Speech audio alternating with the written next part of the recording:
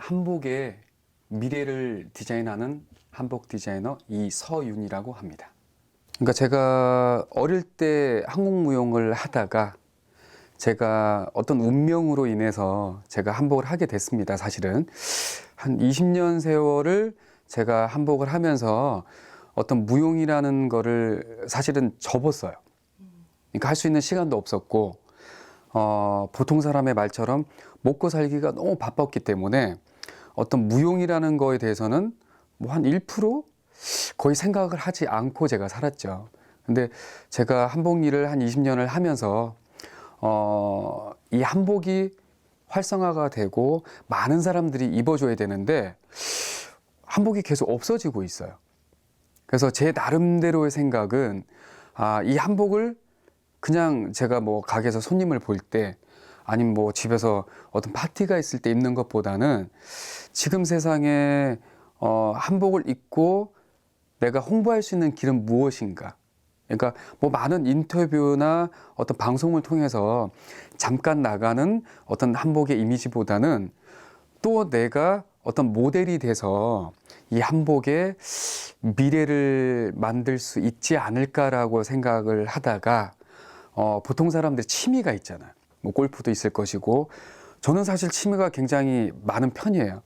뭐 아침에 제가 음식을 해서 제가 도시락을 싸서 다니고 뭐 제가 좋아하는 분재, 꽃도 많이 하고 그 다음에 그림도 제가 되게 좋아하고 그 고미술에 대한 어떤 그 깊은 맛을 알기 때문에 그런 것도 조금씩 콜렉션을 제가 했었고 근데 제가 몸으로서 움직이고 어릴 땐 또 제가 가야금 병창을 시작을 했거든요. 어떤 몸에 대한 그 신명 그거를 풀고 싶은 어떤 생각이 막 났었어요. 그러니까 아무리 제가 디자인을 잘하고 옷을 입히고 무대에서 그 옷을 보면서 어떤 특별함을 느껴도 제 몸에는 신명이라는 게 굉장히 많거든요. 내가 손을 이렇게 올리고 싶은데도 제가 올릴 수 없는 시간이었기 때문에 이제는 취미가 될 수도 있지만 제가 춤을 췄던 사람이니까 그 춤도 다시 열심히 하는 계기가 되고 한복도 내가 조금씩 바꾼다면 어떤 무대 옷이 일반 옷이 될 수도 있고 어떤 세계 사람들이 봤을 때 입고 싶은 욕망을 주지 않을까 싶어서 제가 무용을 같이 시작을 하게 됐죠. 한복 일을 하면서. 제가 생각을 하면 그 어릴 때 엄마가 이렇게 그 조그만 미싱을 가지고 옷도 조금 고치시고 뭐 기본적인 소품 같은 거 만들면 그거를 항상 봤었어요. 근데 어떤 만들고 싶은 욕망은 없었는데 제가 그 무용을 하면서 뭘 만들어서 내가 입고 신는다는 어떤 느낌을 가진 적이 있어요. 그 이유는 뭐냐면 저희가 춤을 출 때 버선을 꼭 신어야 되고 연습복 바지를 입어야 되는데 남이 해주는 거는 마음에 들지 않았어요. 그래서 그냥 내가 이렇게 본을 대고 내가 그리면 되겠다. 처음에는 실패를 했었죠. 근데 어머니가 이렇게 뜨개질도 하면은 제가 한번 보면은 이렇게 할 수 있는 어떤 눈썰미가 있었나 봐요. 그래서 제가 요목조목을 집에서 그런 걸 좀 보면서 제가 춤을 출 때 내가 뭘 만들 수 있지 않을까라는 어떤 겁없는 용기. 근데 그게 그렇게 어렵지는 않았어요. 그러면서 제가 학교를 다니면서 그 간단한 버선, 그 다음에 뭐 연습복 바지도 만들고, 그 다음에 시장 가방, 그 다음에 목도리도 짜고, 또 저 학교 다닐 때는 왜 그 스킬인가? 왜 이렇게 뜨개질하는 어떤 그런 게 있는데 제가 남자 중학교를 다녔는데 거의 한 70%를 했었어요. 애들이. 그러니까 저희는 남자밖에 없는 학교였거든요. 근데 애들이 수업 시간하고 그 쉬는 시간에 항상 그걸 했었어요. 유행이었군요. 네. 그래서 호랑이 뭐 이 도안도 있고 뭐 영화 배우 여자들. 그러니까 지금 생각하면 좀 이상한 것 같아요. 남자들이 그걸 하니까. 어떤 그런 영향을 받으면서 그러니까 저는 뭐 생활적인 거였죠. 뭐 돈을 벌기 위한 것도 아니고 옷을 하기 위한 어떤 과정도 아니었고 그러면서 제가 대학교를 진학을 하면서 이제는 내가 입는 옷을 한번 만들어 보는 게 어떨까. 그러면서 처음에는 학원을 다녔었어요. 그리고 제가 그 시장 같은 데를 다니면서 어떤 옛날 거를 찾아서 그걸 집에서 또 만들어 보고 어떤 그런 재미를 굉장히 많이 느꼈죠. 그러면서 제가 그 무용에 대한 슬럼프는 없어요. 그러니까 보통 뭐 몇 년 주기로 무용을 하면서 내가 이거를 해야 될까? 열심히 하지 않을 시간이 있어요. 근데 저는 늘 행복했었어요. 춤추는 게. 그러니까 음악도 듣고 어쩔 때는 그 소리도 이렇게 해보고 춤도 추고. 그러니까 슬럼프 대신에 저는 입원을 많이 했었어요. 과로. 너무 춤을 많이 추어서 밥을 안 먹고 뭐 춤만 추는 시간이 거의 대학교 와서까지. 그러니까 저는 그 선생님들이 얘기를 할 때 참 이상한 어떤 종자의 씨를 가지고 있다. 이렇게 좀 쉬는 시간도 있어야 되고 어떤 즐길 수 있는 어떤 취미가 있어야 되는데 그냥 미치면 그거밖에 모르는 거예요. 그래서 제가 처음으로 대학교 와서 집안이 좀 어려워지면서 제가 슬럼프가 왔었어요. 그러면서 느낀 게 내가 돈을 벌어야 되겠다. 뭘 해야 되지? 그런 생각을 잠깐 할 때가 있었어요. 그래서 아르바이트를 하루에 뭐 4개 정도를 했었어요. 애들도 가르치고 또 저녁에는 뭐 서빙도 하고 음식점에서 주방 일도 보고. 그러니까 너무 어린 나이에 세상을 빨리 알게 됐죠, 제가. 그러면서 제가 그 무용이라는 게 이제 콩쿠르를 제가 몇 번 나갔다 왔었어요. 근데 그때 이제 제가 마음을 처음으로 다친 거예요. 뭔가 열심히 해도 어른이 되면은 무조건 가질 수가 없다는 걸 알고 그때 제가 그 어려운 시간에 미싱을 하게 됐던 거예요. 집에서. 근데 그게 너무너무 좋은 거예요. 춤출 때만큼 앉으면은 계속 미싱을 하는 거예요. 뭐 바구니도 만들어서 남을 주고 소품 만들고 그다음 춤추는 용품 있으면은 그거 다 박아서 선물하면 너무너무 좋아하고. 그러니까 갑자기 제가 어떤 그 미싱의 신이 내렸나 봐요. 춤도 생각이 안 나고 그 어떠한 것도 생각나지 않았어요. 그러면서 제가 생각했던 게 그래 내가 한복도 조금 배워봤으니까 어떤 이 시대의 그 특별한 디자인을 가지고 한복을 좀 해보면 어떨까. 그러면서 제가 한복이 시작이 됐죠. 그 사실은 너무 많죠. 그 집에서 이제 엄마가 보는 시선은 왜 남의 속바지 빤스까지 입히냐. 여자가 하는 일인데 왜 네가 또 그런 일을 해야 되냐. 춤을 추는 것도 잘 얘기 안 하셨어요. 왜냐면 저는 장남의 장손이었거든요. 집안에 아들이 굉장히 귀한데 그냥 공부를 해주는 게 부모님이 봤을 때 너무너무 좋은 거예요. 근데 매일 한복 입고 춤추고 하니까 그게 창피하셨던 거예요. 근데 거기다가 이제는 바느질하고 여자들 치마 입히고 하니까 얼마나 싫어하시겠어요. 그래서 그런 거에 대한 부담도 느꼈지만 일단 좋으니까 어떤 개의치 않고 열심히 했었는데 그 사회적인 시선은 뭐냐면 제가 나이가 너무 어렸잖아요. 한복을 시작할 때가. 그러니까 사람들이 이상하게 생각을 하는 거예요. 차라리 양장을 제가 했더라면 제가 뭐 유학도 갔을 것이고 파리에서 정말 유명한 학교에서 제가 공부를 하면은 또 굉장히 있어 보이잖아요. 근데 한복은 제가 조금씩 해보니까 너무 폐쇄적인 거예요. 문화재, 1세대, 나이 드신 분들이 다 주권을 잡고 있는 거예요. 근데 젊은 사람들의 어떤 교육은 정말 배울 만한 곳이 없었기 때문에 모든 사람들이 색안경을 많이 끼고 봤었고 제가 한복을 처음 시작할 때도 많은 사람들이 들어오시면서 제가 인사를 하면 엄마나 원장님 계셔? 전데요? 그러니까 믿지 않는 거예요. 너같이 이렇게 어린데 네가 무슨 한복 따위를 하겠어? 그러면서 이제 굉장히 무시를 많이 하는 경우도 있었어요. 또 나이도 어리고 또 젊은 남자고. 근데 그런 거를 극복을 한다는 게 쉽지는 않았어요. 내가 왜 또 이걸 해야 될까? 차라리 내가 그 좋아하는 요리를 할 걸. 근데 왜 또 이 어려운 길로 내가 걸어왔을까? 어떤 그런 거에 대해서 많은 후회도 하면서 제가 너무 좋았기에 계속 하게 됐던 거죠. 저희 한국 뭐 전통적인 거는 많죠. 의복이 있고 음식이 있고 뭐 어떤 기술적인 면도 있고 공예도 있고 많은 게 있는데 어떻게 보면 답이 다를 수도 있을 것 같아요. 제가 지금 답변하는 거는 지금 너무나 많은 그 한국의 전통들이 사라지고 있어요. 젊은 사람들이 어떤 배우고 목숨을 걸고 인내를 할 수 있는 일들이 우리가 생각하는 것보다 너무나 지금은 바닥에 있어요. 그래서 정말 제가 많은 예술에 대해서 관심이 있고 누구보다 좋아하는 어떤 그런 마음이 깊은데 이 좋은 예술의 가치를 우리 젊은 사람들이 잘 모르고 사는 것 같아요. 그리고 너무 빨리빨리를 좋아하고 제가 뭘 가르치면은 저는 10년을 바라봐요. 근데 젊은 사람은 1년이 되기 전부터 막 몸에서 뭐가 나오나 봐요. 막 분출을 하나 봐요. 디자이너가 되고 싶고 어떤 최고의 반열에 들어가고 싶어 하는 그런 야릇한 꿈이 있어요.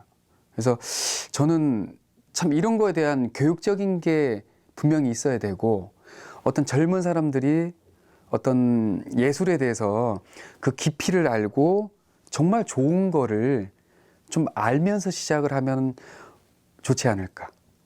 정말 좋은 예술의 가치는 그 어떤 교육이라고 저는 보거든요. 그냥 좋아서 잘하니까 근데 그건 절대 따라갈 수 없어요. 정말 인고의 시간이 어마어마하게 깊고 아파야지만이 아름다워질 수가 있거든요. 그래서 그런 가치나 문화적인 거에 대한 얘기를 할 때는 지금 너무 귀한 그 젊은 사람들, 그런 사람들이 저희 같은 사람들을 보고 얘기를 듣고 같이 어떤 마음을 나누면서 많이 배울 수 있는 어떤 그런 기회가 됐으면 좋겠어요. 뭐 사실 열심히 하면 돈도 벌 수 있어요. 그 다음에 또 유명해질 수도 있죠. 근데 너무 짧은 시간에 뭘 한다는 거는 모래 위에 집을 짓는다고 항상 뭐 방송에나 이렇게 많이 나오죠. 그러니까 저는 그런 것 같아요. 돌 위에도 1000년을 갈 수 있는 집은 그 기초 공사가 뭐 50년이 될 수가 있고 100년이 될 수도 있어요. 근데 영원히 그 어떤 기물, 그 집이라는 게 남을 수 있잖아요. 역사와 전통이 있고. 그러니까 그런 거를 이런 인터뷰를 통해서 생각을 좀 많이 하면서 더욱 이 아름다운 문화를 가진 대한민국이 발전을 많이 할 수 있는 계기가 됐으면 좋겠어요. 제가 너무 아무것도 없이 시작을 했었어요. 부모님이 한복을 하는 것도 아니고 한복을 가르치는 선생님이 어떤 유명한 선생님이 있었던 것도 전혀 아니었고, 그러니까 저는 모래에다가 집을 짓게 됐다고 얘기를 할 수가 있어요. 정말 저는 사막이었어요. 이 한복이라는 게. 그래서 제가 어떤 옛날에 유물가 어떤 유명한 선생님이 계셨어요. 옛날에는 허영 선생님이라고 정말 대가의 천재성을 가진 선생님이 계셨어요. 근데 그분의 옷을 봤을 때 저는 심장이 정말 아팠어요. 너무 감동을 받아서. 멈추면은 죽는 건데 아플 만큼 그 옷이 좋았고 그 선생님의 모든 게 좋았었어요. 그래서 제가 처음에는 카피도 해보고 똑같이 하려고. 근데 사람들이 얘기하셨어요. 네가 허영 선생님이 아닌데 왜 남의 거를 카피를 하지? 너무나 카피가 많은 세상이잖아. 근데 저는 그때 그 한마디에 깨달았어요. 아, 내가 그 허영 선생님이 될 수 없구나.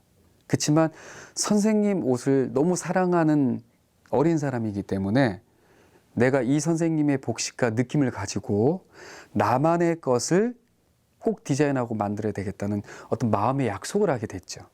그러면서 제가 이 일을 하면서 너무 기반이 없었기 때문에 어떤 방송이나 특별한 사람의 어떤 옷을 보면 꼭 가서 제가 질문을 했었어요. 어떤 선생님이 하셨어요? 이건 누가 만드셨어요? 그러니까 저는 관심이 굉장히 많았죠. 그게 저한테 큰 공부였으니까. 그냥 책 보고 누가 내 얘기 들어서는 공부가 될 수 없는 부분이 예술이거든요. 어떤 그 기능적인 거는 그냥 기술만 배우면 되지만 우리가 생각하지 못하는 예술의 힘은 어떤 그 감정과 어떤 그 인간이 뛰어넘어야 되는 어떤 그런 느낌이 있어요. 그래서 제가 그런 거에 대해서 관심이 많았고 용감무식 그러면서 제가 조금씩 공부를 하다가 제가 여인천하라는 드라마를 봤어요. 근데 머리가 너무 아름답고 거기에 생각나시죠? 뭐 메이야 막 그러면서 뭐 그때 전 국민이 일을 안 하고 그 여인천하를 다 봤었어요. 남자 여자 뭐 교포들까지 뭐 흉내까지 내고 막 트레머리를 집에서 애들이 왜 옷으로 할 정도의 인기가 굉장히 높은 적이 있었어요. 그러면서 제가 아 저런 머리와 저런 옷은 누가 했을까? 그래서 제가 어떤 그 시장을 갔었는데 그 장신구를 그 제작해서 판매를 하는 곳이 있었어요. 제가 물어봤더니 아 저희 집에서 그 장신구를 해가는 분이 있는데 그분이 SBS 직원이다. 그분이 머리를 한다. 근데 저는 그 집에서 이미 디자인을 조금씩 하고 제가 장신구 같은 거를 맡기는 집이었어요. 근데 그때 제가 뭘 디자인을 했었는데 그게 좀 크게 나왔었어요. 그러면서 그분이 하는 얘기가 아니 이것도 저분이 써도 되냐? 그래서 아, 얼마든지 쓰시라고. 근데 그분을 너무 만나고 싶은 거예요. 근데 만날 수 있는 길이 없는 거예요. 저는 아무 존재 가치가 없는 사람이었으니까. 그래도 제가 매일 물어봤어요. 그분 한 번만 만나게 해주시면 안 될까요? 그러면서 그 시간이 한 1년 반? 그러면서 그분을 드디어 만나게 됐어요. 저희 가게로 오신 거죠. 너무 제가 부탁을 많이 하고 불쌍해서 오신 건지 괘씸해서 오신 건지 일단 저희 가게로 오셔가지고 이제 저를 보시더니 놀라는 거예요. 동네 애 같은 애가 와서 자기가 한복을 한다고 그러니까. 그러니까 어떻게 보면 또 시련이죠, 저한테는. 그래서 그분이 하시는 얘기가 열심히 해보세요, 앞으로. 열심히 하면 꿈을 이룰 수 있고 또 좋은 계기가 있으면은 또 구경도 오세요. 그러면서 그분하고 이제 친하게 지내는 시간이 온 거예요. 근데 너무너무 차가운 거예요. 전화해도 아, 제가 지금 일하고 있습니다. 또 전화를 끊어야 되고. 저는 무슨 집 나간 서방님을 기다리듯이 매일 문자 보내고 연락하고 근데 답이 잘 없으셨어요. 근데 어느 순간에 그분이 마음을 열어주시더라고요. 방송도 구경 한번 오라고 얘기하고 또 밥도 같이 먹게 되고 그러면서 이제 그분하고 제가 친하게 지낼 수 있는 시간이 됐던 거죠. 그러니까 너무나 행복한 시간이었죠. 그분은 머리도 잘 만드시고 정말 어떤 기술적인 면에서 제가 배울 게 너무 많은 거예요. 저는 그 미용적인 것도 굉장히 좋아하거든요. 그러면서 이제 그분이 누구를 소개를 해주셨어요. 이렇게 젊은 사람이 있는데 그 방송국에 그분도 아마 신입 정도였을 거예요. 지금은 이제 굉장히 많이 이제 높은 분이 되셨는데 그분한테 소개를 해주시면서 언젠가 한복을 하는 친구니까 같이 일을 한번 해봤으면 좋겠다. 근데 절대 안 되는 거죠. 왜냐하면 저는 스펙이 없고 어떤 그 프로필이 전혀 없었기 때문에 저는 제가 방송에 대한 어떤 협찬이나 제가 그런 거를 디자인할 수 없는 입장인 거를 제가 알았었어요. 근데 제가 또 지독하게 그분한테도 연락하고 제가 뭐가 있으면 의논하고 여쭤보고 했더니 그분이 한 1년 정도 지났나? 저한테 물어보시는 거예요.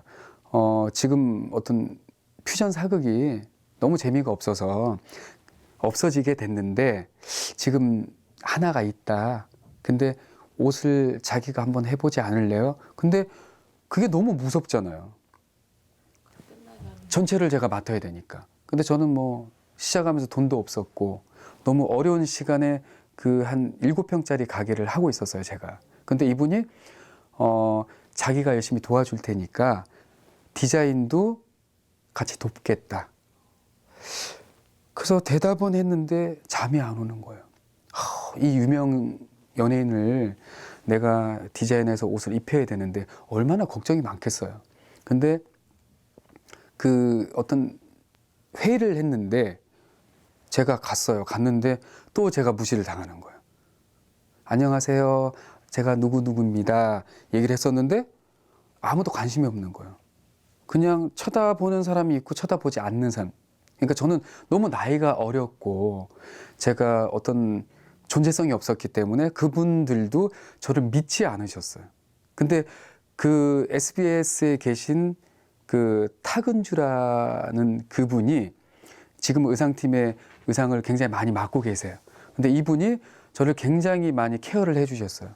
젊은 분인데 어떤 자기가 생각할 때 감각도 있고 너무 열심히 하는 사람이기 때문에 이번 일 잘할 수 있을 거예요. 그래서 그분 백 믿고 같이 이제 그분은 이제 죽을지도 모르고 같은 한 배를 타게 됐죠.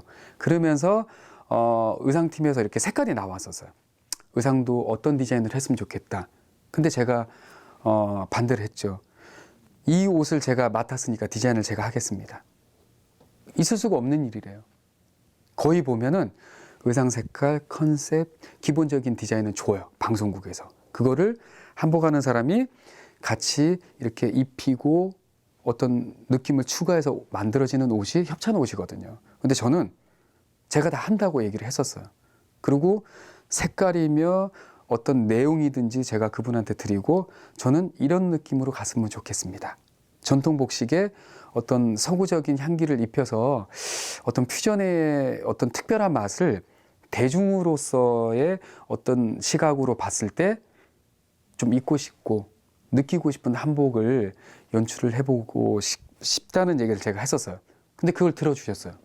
그래서 제가 옷을 해서 피팅을 끝내고 방송이 됐는데 바로 그 인터넷에 막 뜬 거예요. 이 옷이 누구 거냐? 이런 한복이 있느냐? 이런 옷은 입어보고 싶다. 1회, 2회, 3회 하면서 저라는 사람이 수면 위에 올라오게 됐던 거예요. 혹시 그 작품이 어떤 거예요? 그게 일지매죠. 그러니까 그 배우들 정말 유명하죠.